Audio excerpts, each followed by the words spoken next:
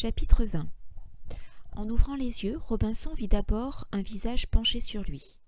Vendredi lui soutenait la tête de la main gauche et essayait de lui faire boire de l'eau fraîche dans le creux de sa main droite. Mais Robinson serrait les dents, et l'eau coulait autour de sa bouche, dans sa barbe et sur sa poitrine. L'Indien sourit et se releva en le voyant remuer. Aussitôt, une partie de sa chemise et la jambe gauche de son pantalon, déchirés et noircis, tombèrent sur le sol. Il éclata de rire et se débarrassa par quelques contorsions du reste de ses vêtements. Puis il ramassa un morceau de miroir au milieu d'objets domestiques brisés. Il s'y regarda en faisant des grimaces et le présenta à Robinson avec un nouvel éclat de rire. Il n'avait pas de blessure, mais il était barbouillé de suie et sa belle barbe rousse était à moitié brûlée. Il se leva et arracha à son tour les loques carbonisées qui s'attachaient encore à lui. Il fit quelques pas. Il n'avait que quelques contusions sous l'épaisse couche de suie, de poussière et de terre qui le couvrait. La maison brûlait comme une torche. La muraille de la forteresse s'était effondrée dans le fossé qui l'abordait.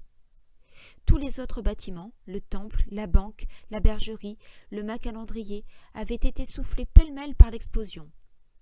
Les deux hommes contemplaient ce champ de désolation quand une gerbe de terre monta vers le ciel à une centaine de mètres, puis une demi-seconde plus tard, une terrible explosion les jeta à nouveau sur le sol. Ensuite, une grêle de cailloux et de racines arrachées crépita autour d'eux. C'était l'un des tonneaux de poudre que Robinson avait enfoui sur le chemin et qu'un cordon d'étoupe permettait d'enflammer à distance. Épouvantés par cette seconde explosion, beaucoup plus proche, les chèvres s'étaient précipitées toutes ensemble dans la direction opposée et avaient défoncé la clôture du corral. Elles galopaient maintenant dans tous les sens comme des folles. Elles allaient se disperser dans l'île et revenir à l'état sauvage. L'entrée de la grotte était bouchée par un amoncellement de rochers. L'un d'eux formait comme un pic au-dessus du chaos et devait offrir un point de vue extraordinaire sur l'île et la mer. Robinson regardait autour de lui et ramassait machinalement les objets que la grotte avait vomis avant de se refermer. Il y avait un fusil au canon tordu, des sacs troués, des paniers défoncés. Vendredi l'imitait, mais au lieu d'aller déposer comme lui au pied du cèdre les objets qu'il avait trouvés, il achevait de les détruire. Robinson le laissait faire, mais il tressaillit tout de même quand il le vit disperser à pleine poignée un peu de blé qui restait au fond d'un chaudron. Le soir tombait et ils venaient enfin de trouver un objet intact, la longue-vue, lorsqu'ils découvrirent le cadavre de Taine au pied d'un arbre. Vendredi le palpa attentivement. Il n'avait rien de brisé apparemment, il semblait même n'avoir rien du tout. Pauvre Taine, si vieux, si fidèle. L'explosion l'avait peut-être fait mourir tout simplement de peur. Le vent se leva, ils allèrent ensemble se laver dans la mer. Puis, ils partagèrent un ananas sauvage, et Robinson se souvint que c'était la première chose qu'il eût mangée dans l'île après le naufrage. Enfin, ils s'étendirent au pied du grand cèdre pour essayer de dormir. Robinson réfléchissait en regardant la lune entre les branches noires du cèdre. Ainsi, toute l'œuvre qu'il avait accomplie sur l'île, ses cultures, ses élevages, ses constructions, toutes les provisions qu'il avait accumulées dans la grotte, tout cela était perdu par la faute de Vendredi. Et pourtant, il ne lui en voulait pas. La vérité, c'est qu'il en avait assez depuis longtemps de cette organisation ennuyeuse et tracassière, mais qu'il n'avait pas le courage de la détruire. Maintenant, ils étaient libres tous les deux. Robinson se demandait avec curiosité ce qui allait se passer, et il comprenait que ce serait désormais Vendredi qui mènerait le jeu. Il regardait toujours le ciel en réfléchissant, quand il vit tout à coup la lune glisser très vite derrière une branche et reparaître de l'autre côté. Puis elle s'arrêta, et tout de suite après recommença à glisser dans le ciel noir. Au même moment, un épouvantable craquement retentit. Robinson et Vendredi sautèrent sur leurs pieds. Ce n'était pas la lune qui bougeait, c'était l'arbre qui était en train de s'écrouler. Miné par l'explosion, le grand cèdre n'avait pu résister au vent de la nuit. Il s'abattit dans la forêt et en écrasant sous lui des dizaines d'arbustes et le sol trembla sous le choc de l'énorme tronc. Chapitre 21. Vendredi commença leur nouvelle vie par une longue période de sieste. Ils passaient des journées entières dans le hamac de lianes tressées qu'il avait tendu entre deux palmiers au bord de la mer. Il bougeait si peu que les oiseaux venaient se poser dans les arbres tout près de lui. Alors il tirait sur eux avec sa sarbacane, et le soir il faisait rôtir avec Robinson le produit de cette sorte de chasse, certainement la méthode la plus paresseuse qui existât. De son côté, Robinson avait commencé à se transformer complètement. Avant, il portait des cheveux très courts, presque ras, et au contraire, une grande barbe qui lui donnait un air de grand-père. Il coupa sa barbe, qui avait été d'ailleurs déjà abîmée par l'explosion, et il laissa pousser ses cheveux qui formèrent des boucles dorées sur toute sa tête. Du coup, il paraissait beaucoup plus jeune, presque le frère de Vendredi. Il n'avait plus du tout la tête d'un gouverneur, et encore moins d'un général. Son corps aussi s'était transformé. Il avait toujours craint les coups de soleil, d'autant plus qu'il était roux. Quand il devait rester au soleil, il se couvrait des pieds à la tête, mettait un chapeau et n'oubliait pas de surcroît sa grande ombrelle en peau de chèvre. Aussi, il avait une peau blanche et fragile comme celle d'une poule plumée.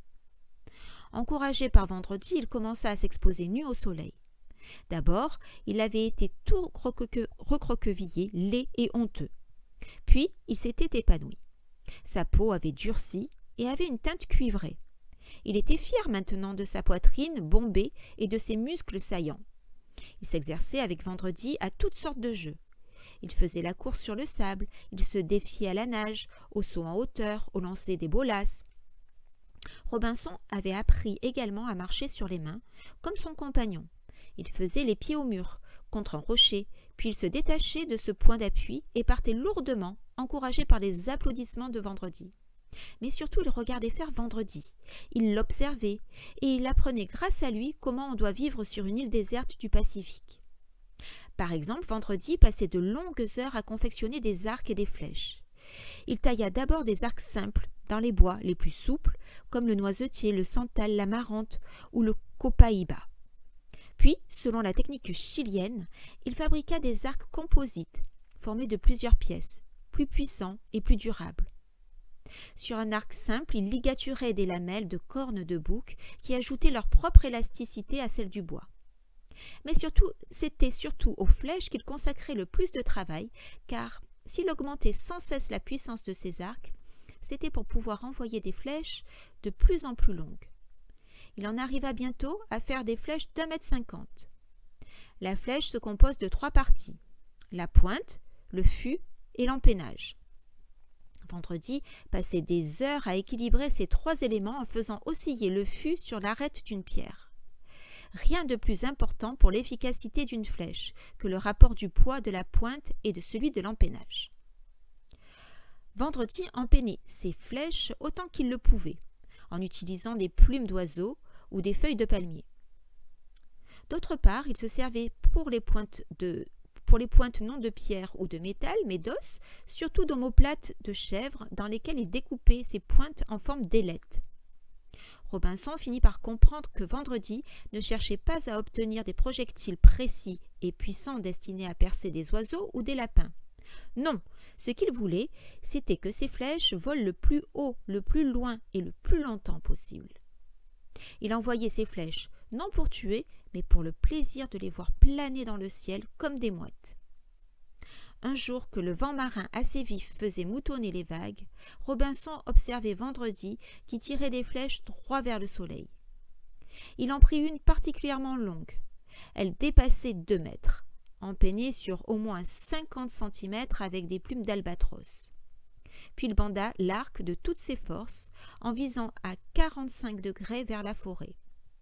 La corde, en se détendant, fouetta le brassard de cuir qu'il nouait sur son avant-bras gauche pour le protéger. La flèche monta jusqu'à une hauteur de 100 mètres au moins. Là, elle parut hésiter, mais au lieu de repiquer vers la plage, emportée par le vent, elle fila vers la forêt. Lorsqu'elle eut disparu derrière les premiers arbres, Vendredi se tourna avec un large sourire vers Robinson. « Elle va tomber dans les arbres.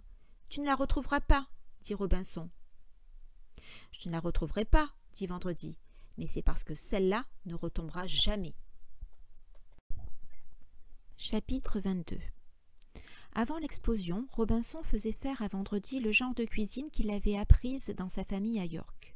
Si au début de son séjour dans l'île, il avait été obligé de faire rôtir sa viande sur un feu vif, il était bien vite revenu ensuite à des recettes proches du bœuf bouilli, le plat le plus en faveur chez les Anglais de cette époque. Mais maintenant, Vendredi lui apprenait des recettes qui étaient celles des tribus araucaniennes ou qu'il l'inventait tout simplement. L'idéal pour Vendredi, c'était certes de manger le mieux possible, mais n'importe où, n'importe quand, et surtout sans avoir besoin d'une cuisine et d'ustensiles. L'explosion avait détruit les plats et les casseroles qu'il y avait dans l'île. Par exemple, la plupart des oiseaux qu'il mangeait, Vendredi les préparait à l'argile.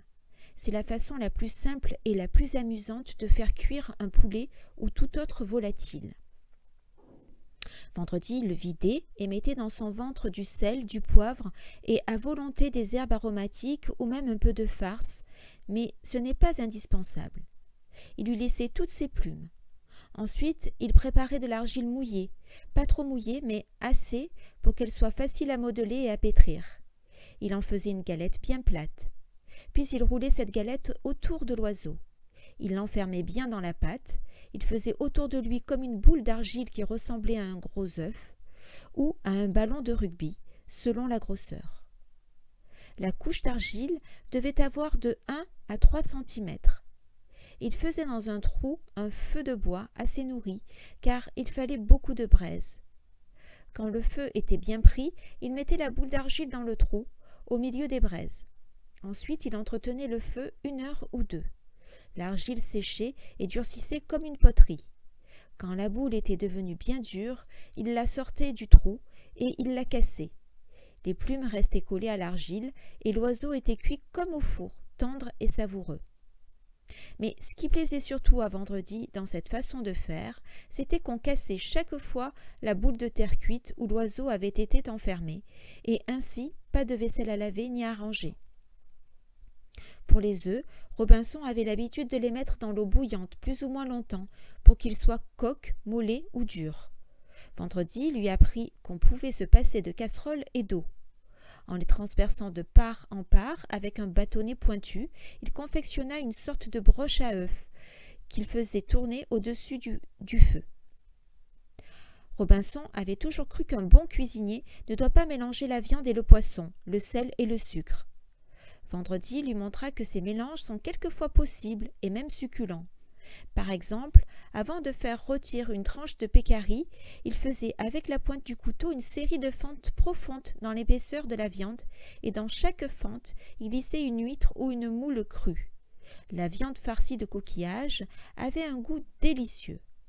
Pour mélanger le sucré et le salé, il entourait un poisson d'une garniture d'ananas, ou il farcissait un lapin avec des prunes. Mais surtout, il apprit à Robinson à faire du sucre. Il lui montra une sorte de palmier ventru, plus gros au centre qu'à la base et au sommet, bref, en forme de quille. Quand on l'abat et quand on coupe ses feuilles, on voit aussitôt des gouttes de sève épaisses et sucrées se mettre à couler. Il est préférable que l'arbre soit exposé au soleil. Il faut que le sommet, d'où la sève coule, soit posé plus haut que la base, ce qui n'est pas étonnant puisque la sève a tendance normalement à monter dans le tronc de l'arbre. Ce sucre liquide peut couler des mois, à condition qu'on rafraîchisse régulièrement la tranche, car les pores d'où il sort ont tendance à se boucher. Vendredi montra à Robinson qu'en exposant au feu cette mélasse, elle se caramélisait. Il en enduisait des fruits qu'il rôtissait à la broche, mais aussi des viandes et même des poissons. Chapitre 23. Pourtant, c'est à propos d'un plat cuisiné que pour la première fois Robinson et Vendredi se disputèrent. Autrefois, avant l'explosion, il ne pouvait pas y avoir de dispute entre eux. Robinson était le maître. Vendredi n'avait qu'à obéir. Robinson pouvait réprimander ou même battre Vendredi. Maintenant, Vendredi était libre. Il était l'égal de Robinson. Aussi, ils pouvaient se fâcher l'un contre l'autre. C'est ce qui arriva lorsque Vendredi prépara dans un grand coquillage une quantité de rondelles de serpent avec une garniture de sauterelles. Depuis plusieurs jours, d'ailleurs, il agaçait Robinson. Rien de plus dangereux que l'agacement quand on doit vivre seul avec quelqu'un. Robinson avait eu la veille une indigestion de filet de tortue aux myrtilles. et voilà que Vendredi lui mettait sous le nez cette fricassée de pitons et d'insectes. Robinson eut un haut le cœur et envoya d'un coup de pied la grande coquille rouler dans le sable avec son contenu. Vendredi furieux la ramassa et la brandit à 2 mains au-dessus de la tête de Robinson. Les 2 amis allaient-ils se battre? Non, Vendredi se sauva. 2 heures plus tard, Robinson le fit revenir, entraînant derrière lui sans douceur une sorte de mannequin. La tête était faite dans une noix de coco, les jambes et les bras dans des tiges de bambou. Surtout, il était habillé avec des vieux vêtements de Robinson comme un épouvantail à oiseaux. Sur la noix de coco, coiffée d'un chapeau de marin, Vendredi avait dessiné le visage de son ami. Il planta le mannequin debout près de Robinson. « Je te présente Robinson Crusoe, gouverneur de l'île de Speranza, lui dit-il. Puis il ramassa la coquille sale et vide qui était toujours là, et avec un rugissement, il la brisa sur la noix de coco qui s'écroula au milieu des tubes de bambou brisés. Ensuite, Vendredi éclata de rire et alla embrasser Robinson. Robinson comprit la leçon de cette étrange comédie. Un jour que Vendredi mangeait des gros vers de palmier vivants, roulés dans des œufs de fourmis, Robinson, exaspéré, alla sur la plage. Dans le sable mouillé, il sculpta une sorte de statue couchée à plat ventre avec une tête dont les cheveux étaient des algues. On ne voyait pas la figure cachée dans l'un des bras repliés, mais le corps brun et nu ressemblait à Vendredi. Robinson avait à peine terminé son œuvre quand Vendredi vint le rejoindre, la bouche encore pleine de vers de palmier. « Je te présente Vendredi, le mangeur de serpents et de vers, lui dit Robinson en lui montrant la statue de sable. Puis il cueillit une branche de coudrier qu'il débarrassa de ses rameaux et de ses feuilles, et il se mit à fouetter le dos et les fesses du Vendredi de sable qu'il avait fabriqué dans ce but. Dès lors, ils vécurent à 4 sur l'île. Il y avait le vrai Robinson et la poupée Robinson, le vrai Vendredi et la statue de Vendredi, et tout ce que les 2 amis auraient pu faire de mal, les injures, les coups, les colères, ils le faisaient à la copie de l'autre. Entre eux, ils n'avaient que des gentillesses.